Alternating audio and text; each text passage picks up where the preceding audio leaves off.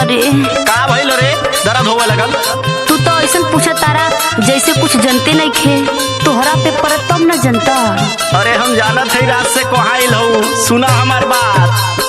काहे तू रुसल बारू हमसे बताव हो, काहे? ऐसे ना धनिया हो मुहवा फुलाव। तो का करूं? तोहरा के दिलवा से मानी हो, अच्छा तू ही तो हो मोर रानी हो। सेजिया पे बहुते सतैला ये सैया। अच्छा। सेजिया पे बहुते सतैला ये सैया। दर्द करे मुझी कल करी हैया। दर्द करे मुझी कल करी हैया। दर्द करे मुझी कल करी हैया।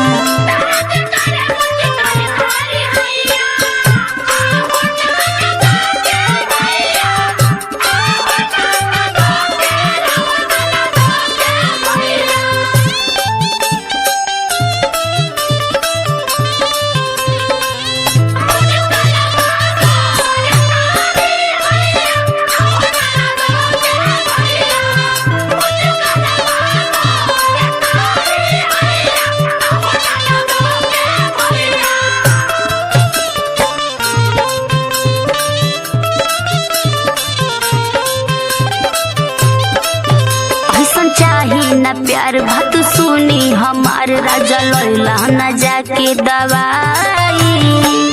ये तो बहे पुरवैया देह ले लयंगड़ैया लाज वाली बात कैसे बताई। ए हो बोला बोला।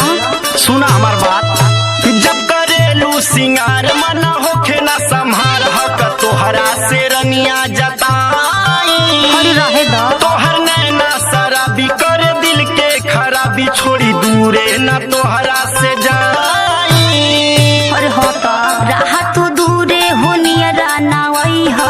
रहा तू दूरे होनिया राना वही हो। दर्द करे मुझी कल करी हैया।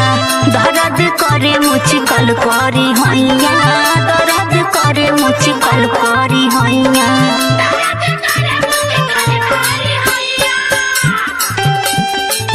बारे भैया चपले रहो, एक सेठी भाई विपिन विनायक भाई जियत रहो, यही तरह म्यूजिक बनावत रहो और सबके नचावत रहो, गवावत रहो। और साथे में हमारा धाकर भाई भी आयल बारे, विजय विमल भाई भी साथे में बारे। लो उठा के आओ।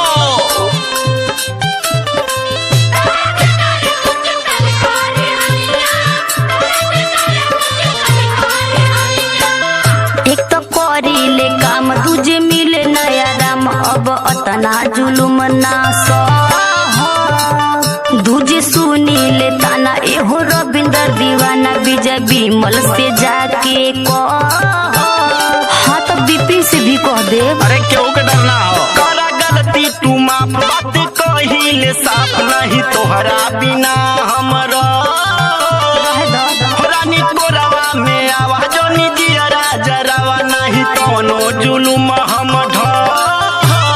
सब जाना ताने। धके मरोड़ देला नरमी कलैया। धके मरोड़ देला नरमी कलैया। दर्द करे मुझी कल करी हैया। दर्द करे मुझी कल करी हैया। दर्द करे मुझी कल करी